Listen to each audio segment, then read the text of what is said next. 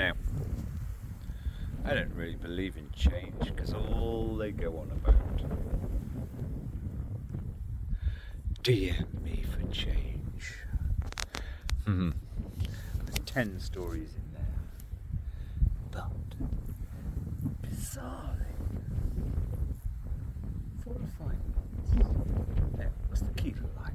The key to life is knowing. I'm lucky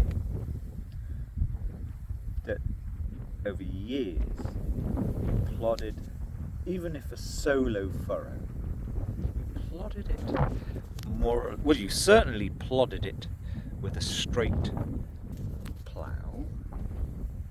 Did what you could, but then 3 or 4 times, 5 or 6 times in the last 4 or 5 months, I didn't need it, but I've encountered some extraordinary people, even a guy just up there with his 6 young scruffy kids who confirm every single thing you ever said, the seditious, or rather, because it's not seditious, but it is seditious. The version you knew 30 years ago was bang on right. You also knew 30 years ago that you don't walk the walk quite as straight as you should in terms of being wasteful and no, it's all about the ego and being needy and all of these things. But then I met, in the last 2 or 3 weeks I've met half a dozen. I mean, the woman this morning, the 33-year-old. Now, the woman yesterday. Was it yesterday? God, I'm lucky. You see, I have days that I just go out with no plan ever. And I'm not going to encounter anybody worth encountering. And then I meet 2 or 3 utterly, almost kind of slightly life-changing people. But this morning when I went to go and do my shit-rag chores, she and her bloke were utterly life-changing.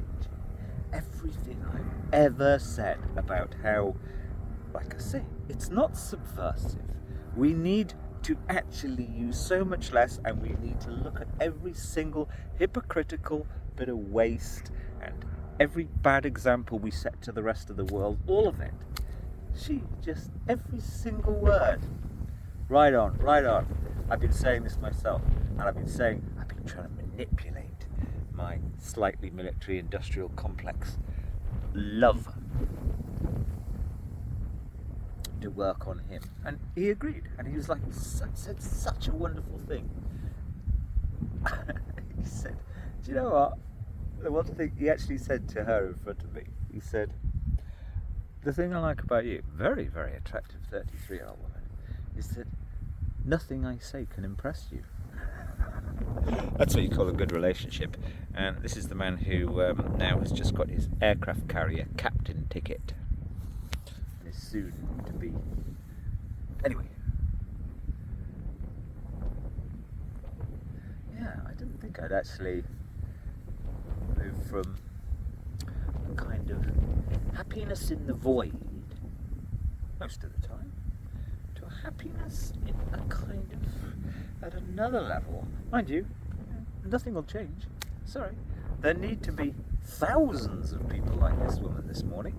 If there are only 500, then the military-industrial complex in there, and the whole damn thing, the greedy landowners, and the last guy I was chatting with his wife actually. In fact, no, she said it. She said it. Yeah, they have a utopia down there. It's just the same as in the marches, except the marches, the utopia is just slightly less exclusive. What do I mean? That's another. It's an interesting comparison, maybe, but I have no interest in these places.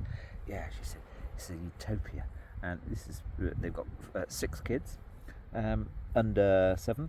It's a utopia, and if you dare say anything to almost all of them that rocks the boat in their utopia, God, they get vicious. Even to hear that, yeah, it was wonderful. Doesn't make any difference. They won. The masses, bourgeois hamster wheel loving conformist masses, even though they pretend that they're some kind of... A lot of them come onto this rock and they're wearing their sun hats or their cowboy hats, and they come with their craft beer, beardy whatevers, pretending. Captain Fantastic is a superb film, and you look at his look at the end of it. He doesn't tell you what to think, and really what that is saying is, nah.